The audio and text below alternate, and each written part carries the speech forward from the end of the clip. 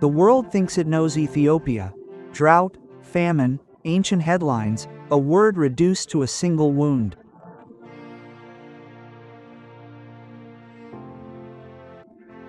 But what if that image were just a shadow and the real thing was much higher, much deeper?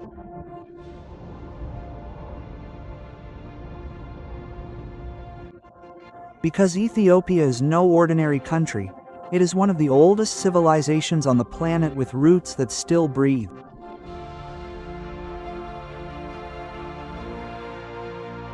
History here is not kept in glass cases. It beats in churches carved into rock, in living alphabets, in crowns that have survived centuries. And science does not hide either. In its highlands, the air is thin, the sky seems closer, and the climate changes as if the mountains were thinking.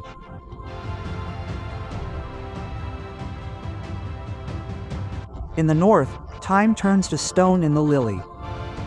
In Aksum, obelisks still point to the past like needles of memory.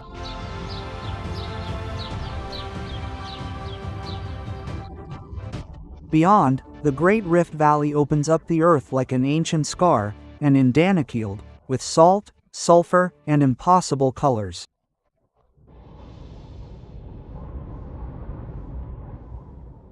How can there be so much life in such an extreme place and so much calm in the midst of such a long history?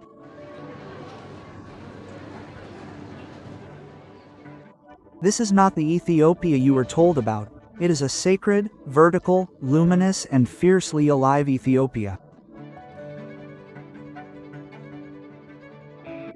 Join us amidst music and silence as we explore its past and landscapes and discover a country that cannot be explained, but rather reveals itself.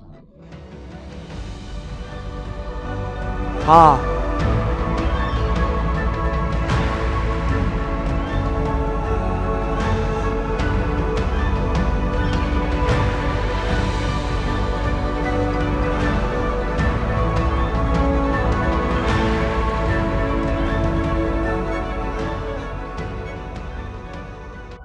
This is not the Ethiopia you were told about. It is a sacred, vertical, luminous, and fiercely alive Ethiopia.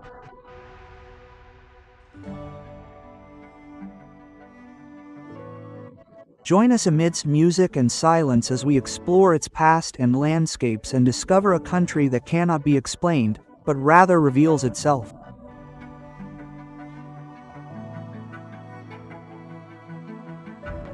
Druhi Vitri Enen.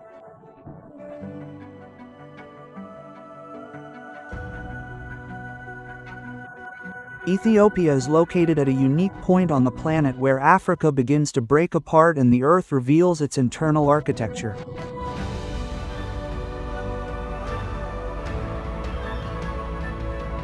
Situated in the Horn of Africa, it dominates the region from above, like a mountainous island surrounded by lowlands and deserts.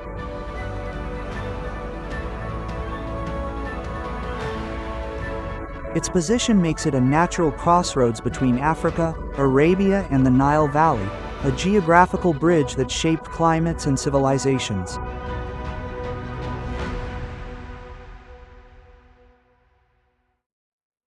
Here the African and Arabian tectonic plates slowly drift apart, making Ethiopia one of the few places where you can see a continent being born.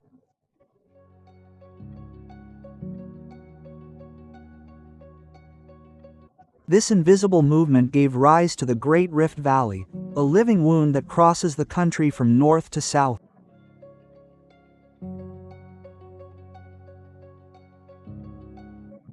Above this fracture rise the Ethiopian highlands, vast plateaus that alter the winds, trap rain, and create their own climate.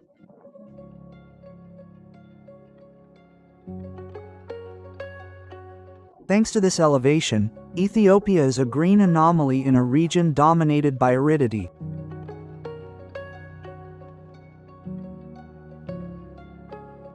From here springs the Blue Nile, a river that rises in silence and ends up sustaining empires thousands of kilometers away. But Ethiopian geography rises and also descends to impossible extremes.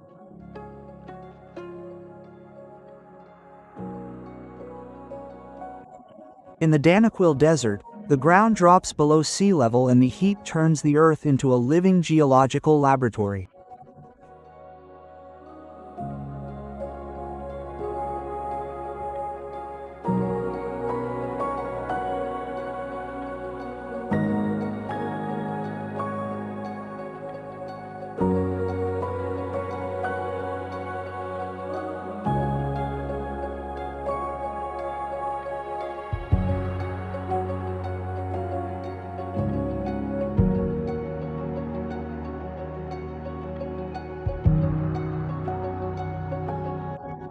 This tension between height and abyss is not just a landscape, it is the force that has defined how people live, travel, and survive here.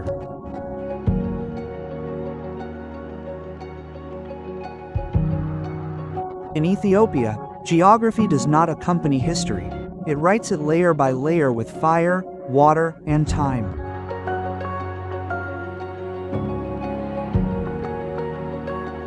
Tre Luan Wanis.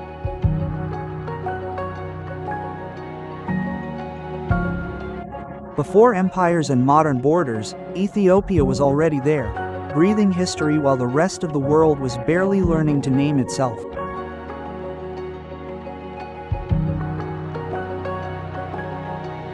It is the only country in Africa that was never colonized by Europe, a historical anomaly that still beats like a silent pride in its people.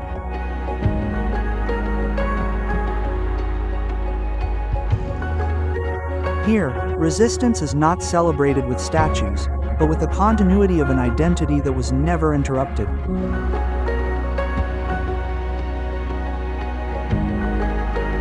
Ethiopia not only walks outside of political time, it also lives in its own calendar.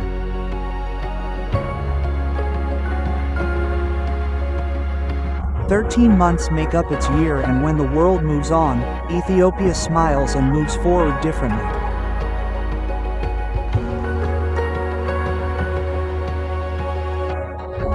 Its new year arrives on September 11th, when the rains end and yellow flowers cover the roads like a promise.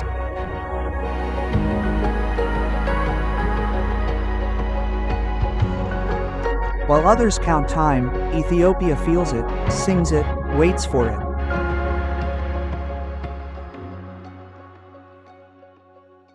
In these lands, something was born that would change the world forever: coffee.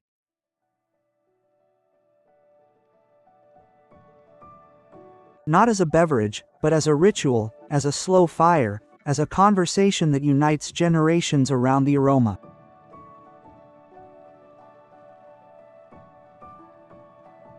Each coffee ceremony is an act of memory, a conscious return to the origin of coffee Arabica.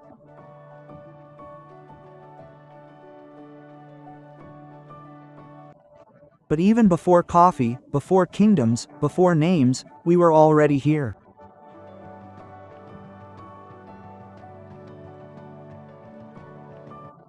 In the Rift Valley, the earth gave Lucy and Ardi, fragments of bone that whisper the beginning of humanity.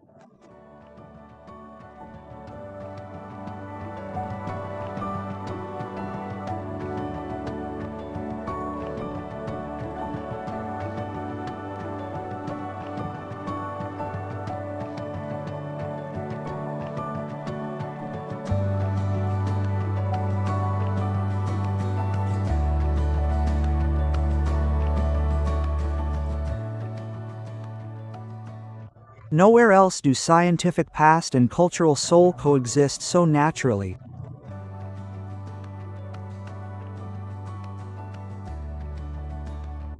Here, history is not studied, it is stepped on, drunk, breathed, and remembered.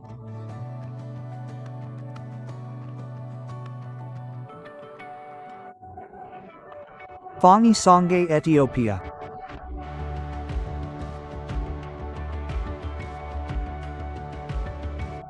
In Ethiopia, the boundary between wild and human has never been a clear line, but a silent pact woven over centuries.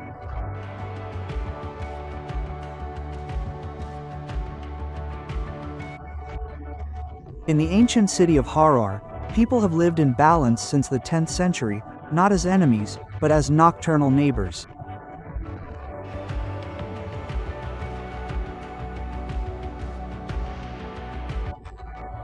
Every night, when the sun goes down, the men call the hyenas by name and feed them by hand, maintaining an ancestral order.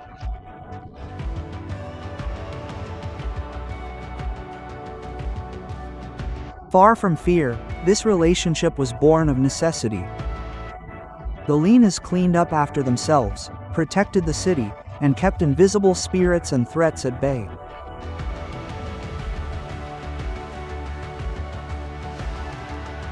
Modern science would call it ecological control, but here it was always called mutual respect.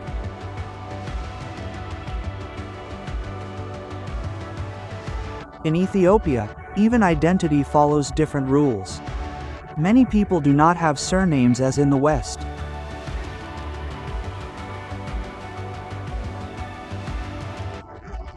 A person's first name is their own name, followed by their father's name, and then their father's father's name, like a tree speaking aloud.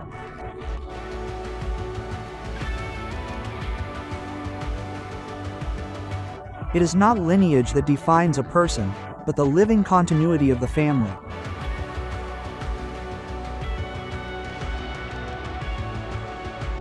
Each name is a story that walks, not a fixed inherited label.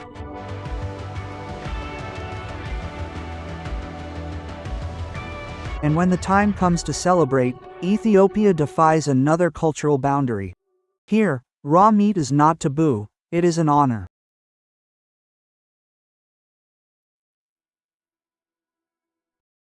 Dishes like kitfo or tere siga are served without fire, because heat, they say, robs the meat of its original strength.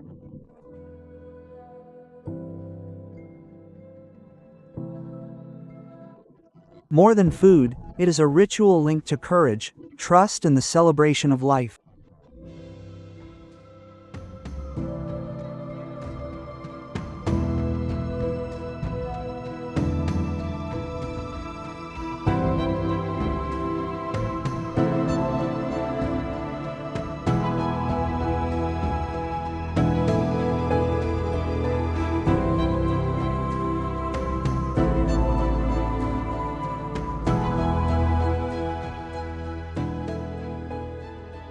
Humans who dine with full hearts, names that move like roots, meat that has never touched fire. Everything seems contradictory.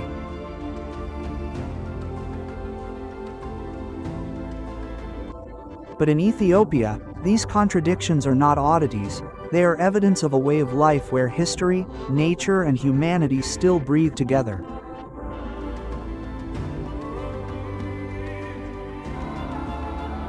I live in Homavale.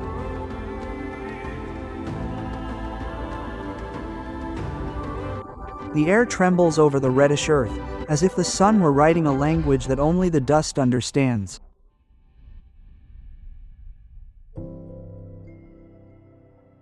There are no cities dominating the horizon here.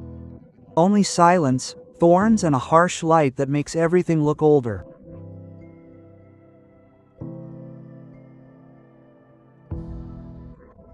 A river appears like dark oats cutting through thirst, and suddenly the desert seems to remember what life is called.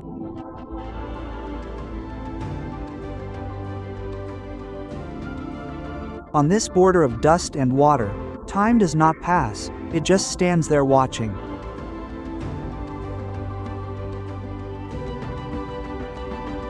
This is the Lomo Valley, a corridor of origin where humanity still looks at itself in an unpolished mirror.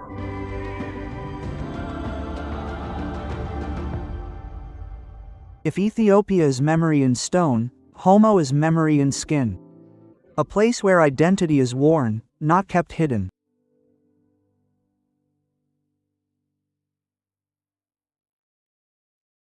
Here more than a dozen peoples have lived for centuries, sustaining entire worlds with rituals, songs, and silence.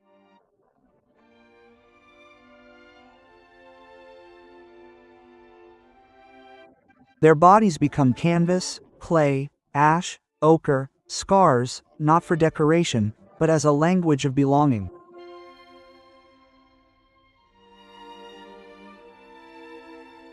And while it seems like a scene from another era, it is a living present, breathing on the edge of the incomprehensible.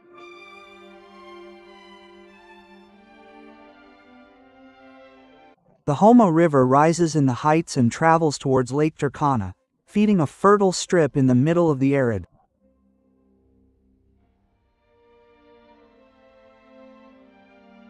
For generations, seasonal floods mark the royal calendar. Sow, wait, harvest, survive.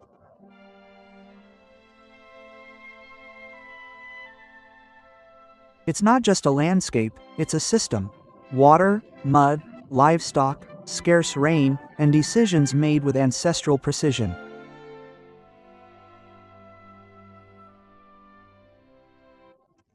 Some of the most important human fossils on the planet have also been found in this region, as if the Earth held the first page of our history.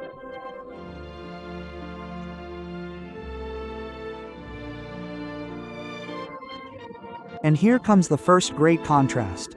A place that seems remote is at the same time one of the scientific keys to the origin of humanity.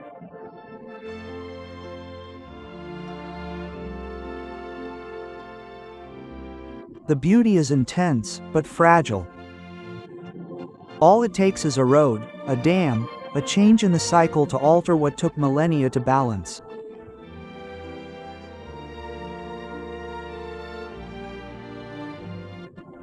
Sometimes modernity arrives as a promise, other times as a tide that doesn't ask what to take with it.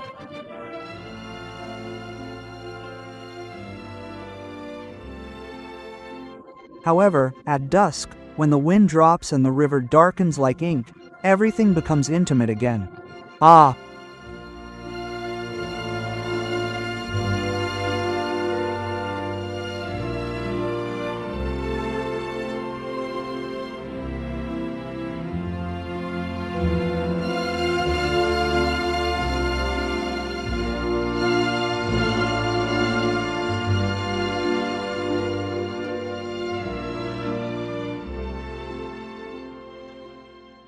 The Lomo Valley confronts us with an uncomfortable question.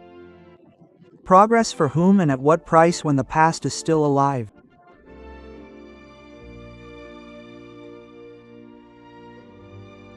Because on this edge between semi-desert and river you understand that humanity wasn't born in a museum, it was born in a place that still struggles to remain home.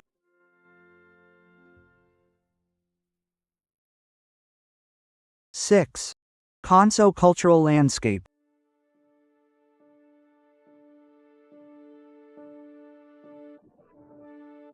The light falls obliquely on the southern hills and the earth seems hand-carved as if someone had combed the landscape with infinite patience.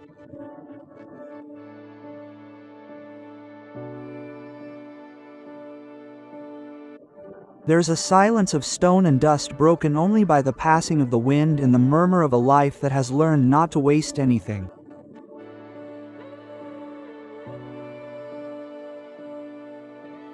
Then, you understand.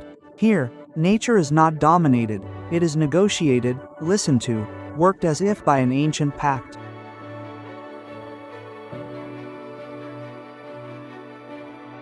This place is called Konso cultural landscape.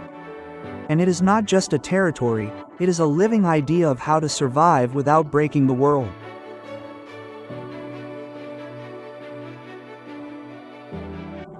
On these slopes, generations built stone terraces to stop erosion and capture the rain, creating agriculture where it seemed impossible.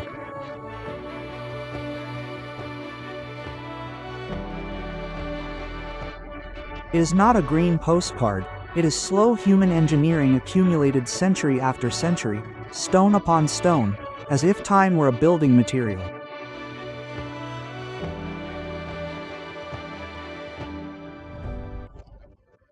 Among the fields appear fortified villages, the pallets, with concentric walls and narrow paths designed for defense and community.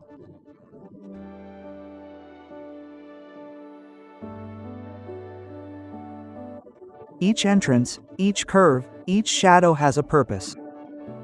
To protect the grain, to care for the water, to sustain life in a harsh and changing climate.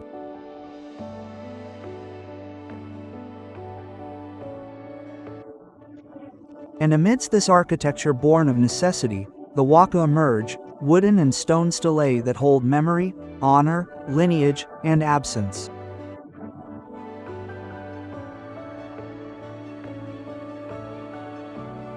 It's strange.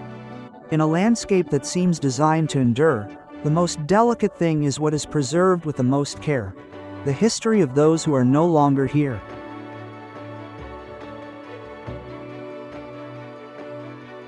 Kanso is a World Heritage Site. Yes, but its true monument is not a temple. It is a complete system of coexistence between soil, rain, and human hands.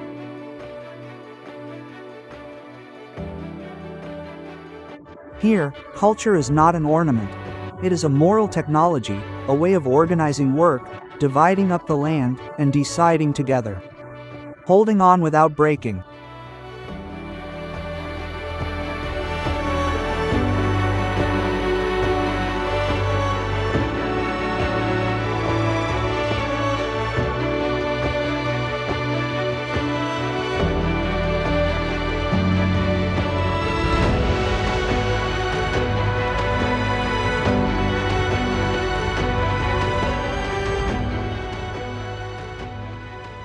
And when the sun sinks, the terraces are left like golden lines on the mountain. A writing without ink that says, "We are still here."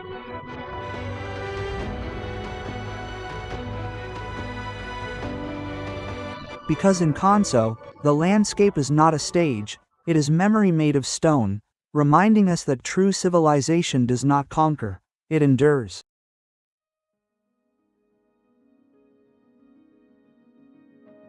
Seven Simi Mountains National Park.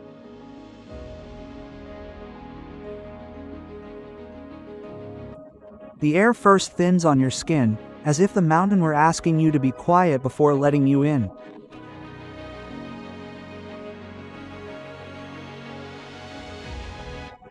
Light falls in layers on the basalt and the cliffs open up like torn pages from a geological book.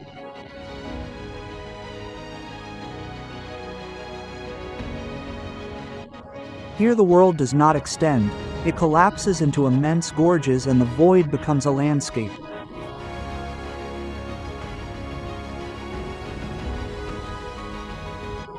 This is the Simi Mountains National Park, a place where Ethiopia seems to touch the edge of the sky.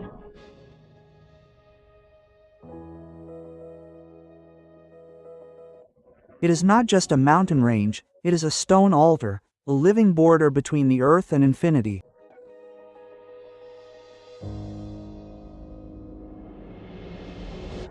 The precipices were born from ancient volcanic eruptions and the patient work of water that carved the high plateau for millennia.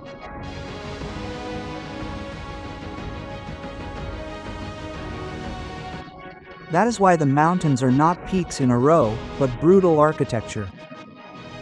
High mesas, natural towers, rock walls.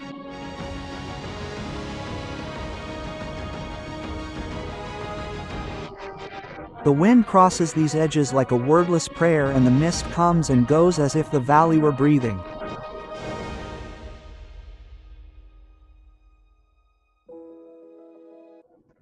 On the ledges appear the geladas with their golden manes and red chests, sitting like monks on the cold stone.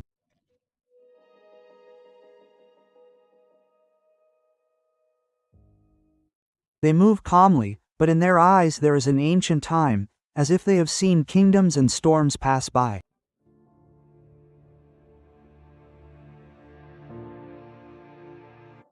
And then another strange and almost secret presence emerges. The Ibisagwalia, endemic to these mountains, lives where almost nothing else should.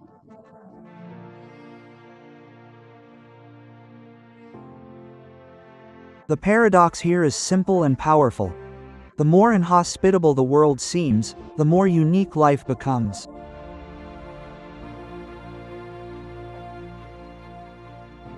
The Ethiopian wolf, one of the most endangered canids on the planet, also lives at these heights. A reddish shadow on the short grass.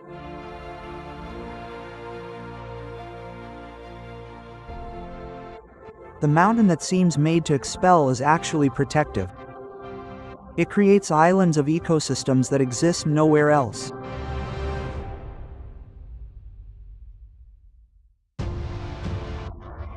You walk and feel that the ground is old, but the sky is even older, as if you were inside an age without a calendar.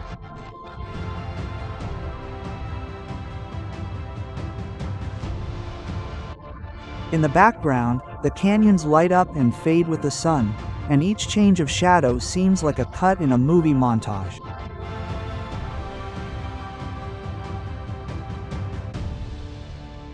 On clear days, the horizon opens up to Razan, the roof of Ethiopia, and the entire country feels vertical.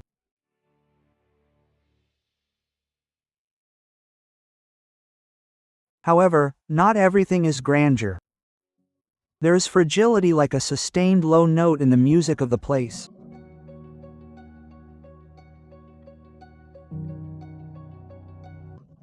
Because Simine's beauty depends on a delicate balance: climate, pastures, fauna, and the human relationship with the mountain.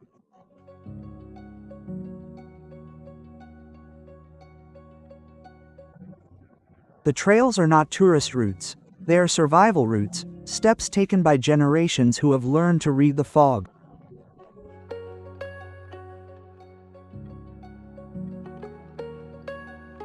Here, history is not written on paper, but in the way a shepherd calculates the wind before moving his flock.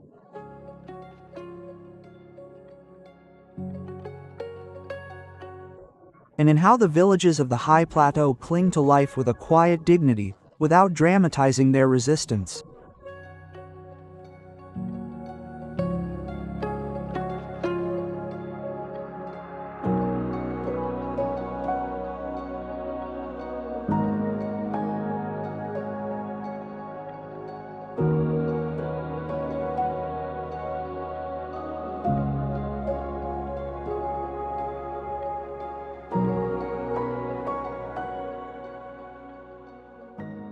You realize that these mountains do not just show landscapes, they teach scale. The scale of time, of the body, of humility.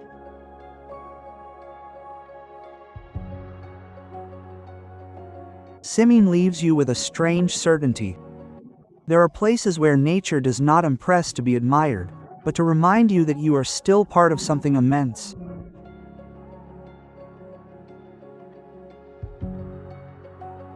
Akshasaba.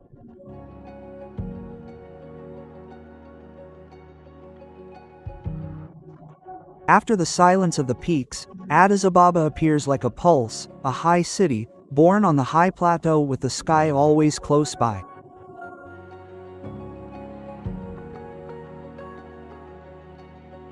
At more than 2,000 meters above sea level, the capital breathes differently.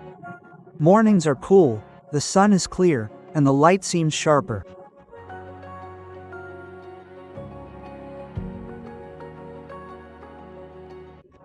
Addis doesn't feel like a single city, but rather many overlapping layers: tradition, modernity, and memory walking down the same street.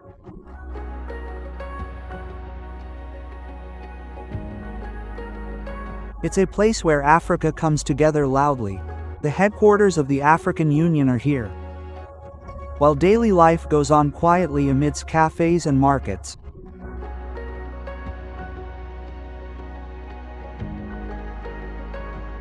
At Mercado, one of the continent's largest open-air markets.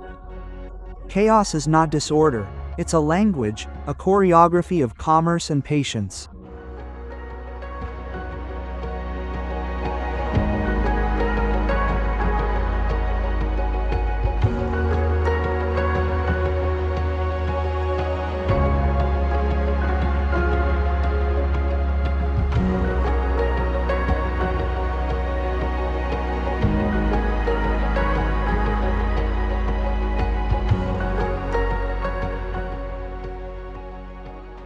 The paradox of Addis is that despite being a metropolis, it retains something intimate.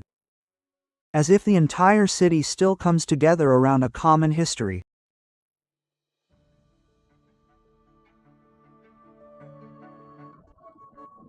Because in Ethiopia even urban noise has ancient roots, the same roots that make travel not about distance, but about belonging.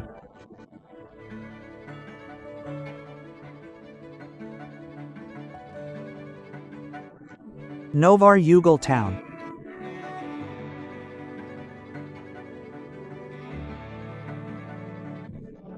At dawn, the highland air arrives cold and clean, and the city appears like a stone chest holding centuries of human breath.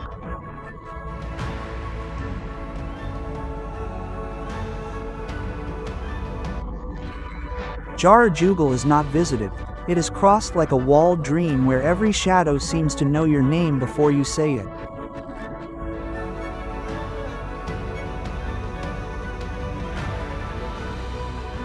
Then you get it. These walls aren't just defense. They're compressed memory, a boundary between the outside world and a universe that has learned to close itself off in order to survive.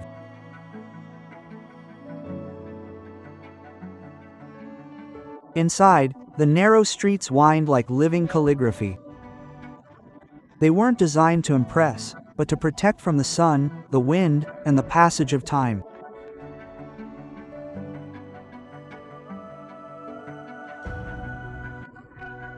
Arar is one of the holiest cities of Islam in Africa, a place where faith became urbanism and prayer set the rhythm of the doors.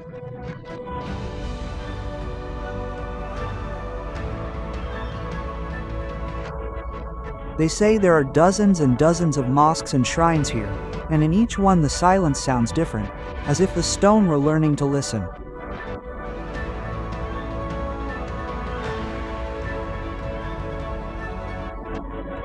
The traditional houses with their intense colors and geometric niches preserve a domestic aesthetic that seems like a museum, but is still everyday life. Voices, childhood.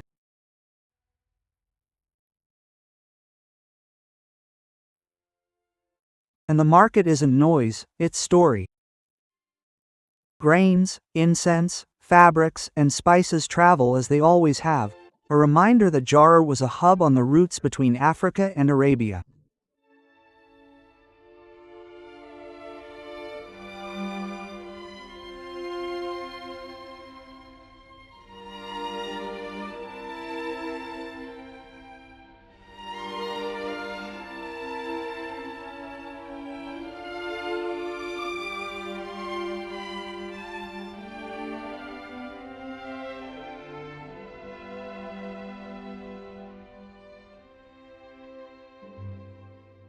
When evening falls, the stone turns amber and the labyrinth softens.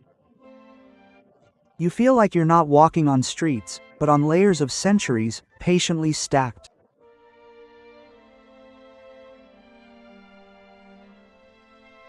Harar Hugel leaves a slow certainty.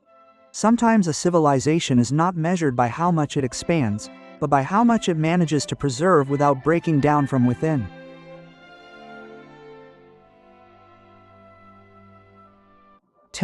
Gondar Fil Gebi Castles.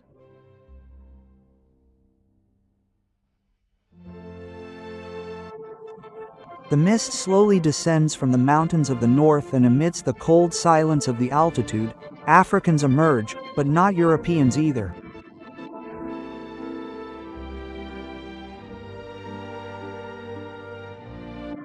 Crenellated towers, unexpected arches, and long shadows stand out against the sky, as if a kingdom had dreamed of the world and built it in stone.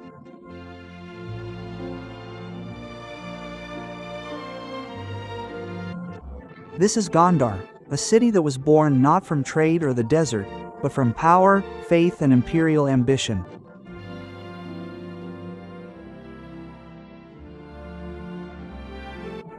At its heart stands Fossil Gevi, a walled enclosure where Ethiopia decided to look outwards without ceasing to be itself.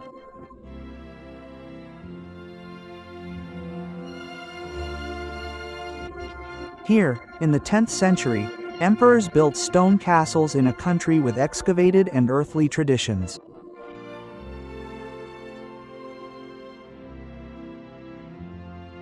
It's a strange, almost defiant gesture.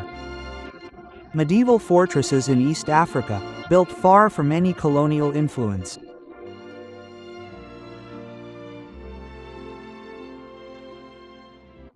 History reveals why Gondar was the imperial capital for over 2 centuries, a political, religious, and cultural center in the Ethiopian highlands.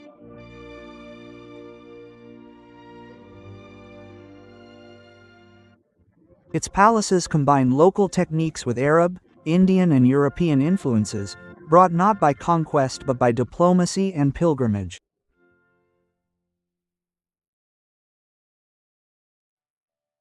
The architecture responds to the climate. Thick walls for the cold of the night, internal courtyards for light, heights designed to dominate without overwhelming.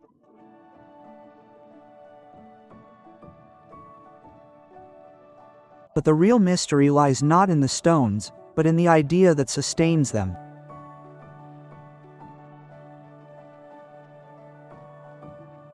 In a continent marked by ephemeral empires, Gondar chose permanence.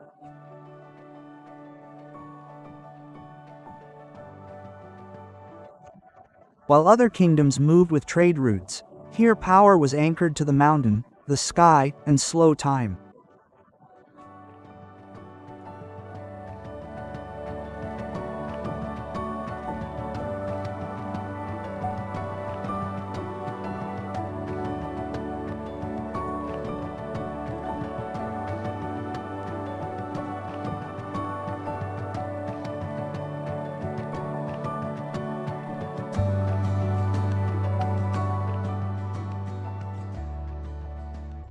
Gondar reminds us that greatness is not always measured by expansion, but by the capacity of a people to imagine their own center.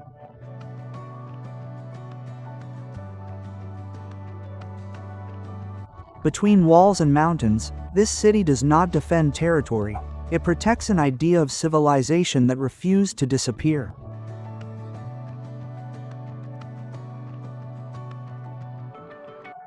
Blue Nile Falls.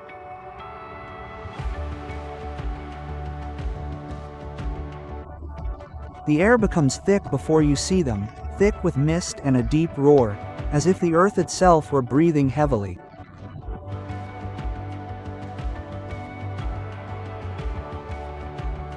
Blue Nile Falls Teesside. The steaming water is not just a waterfall, it is the visible heartbeat of the Blue Nile rising between mountains.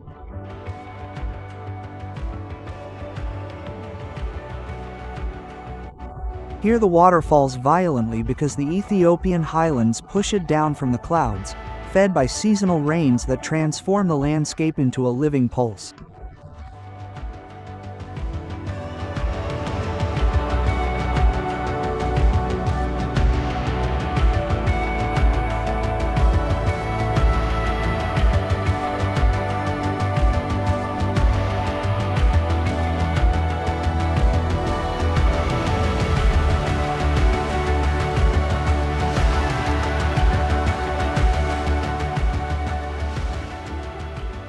The contrast is brutal. An untamed origin for a river that gave order, agriculture, and a calendar to entire kingdoms downstream.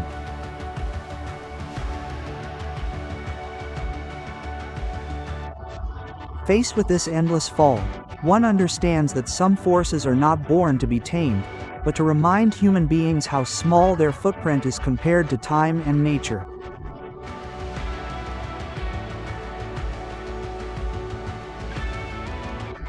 The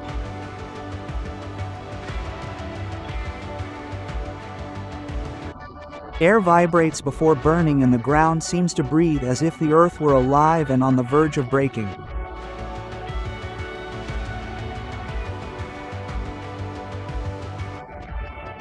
Colors should not exist like this. Toxic yellows, acid greens, bleeding reds painted directly onto the skin of the planet.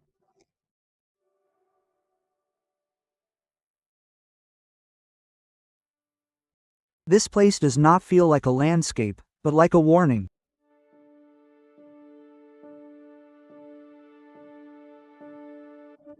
We are in Donakil, one of the lowest and hottest spots on Earth, where the world seems to be returning to its primitive state.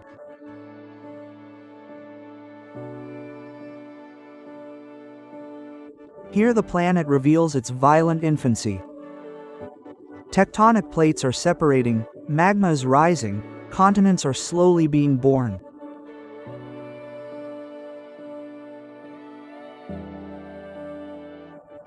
Scientists know that Donakil is located on a triple tectonic junction where Africa is silently splitting apart millimeter by millimeter.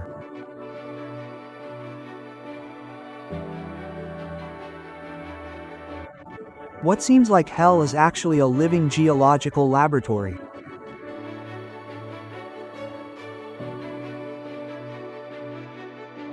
In Dalal, extremophile bacteria survive in acid and salt, challenging everything we think we know about life.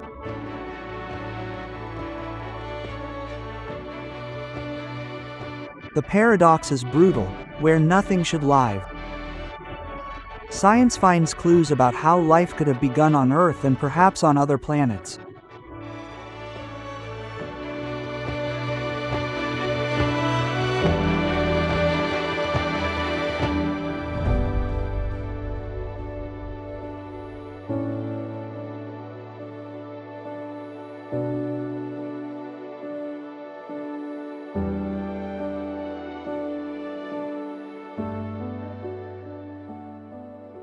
Donakil forces us to accept an uncomfortable truth.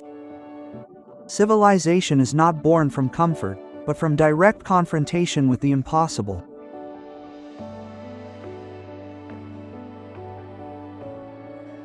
In this extreme landscape, we understand that survival is not about dominating the earth, but learning to exist above its fire, without forgetting our smallness.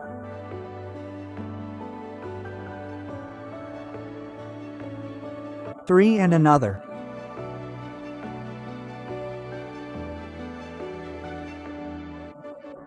Ethiopia is not explored solely on foot. It is traversed with memory, faith, and a patience as old as humanity itself.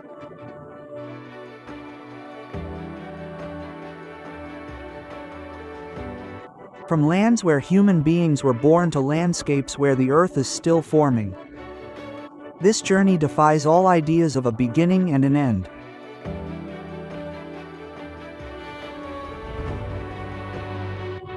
Here, time does not move in a straight line. It is folded into rituals, sacred stones, and mountains that remember.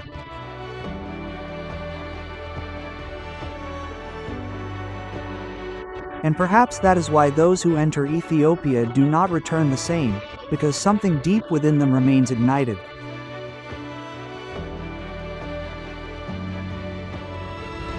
Ethiopia cannot be explained with maps or dates because its true geography lies in the relationship between human beings and eternity. No,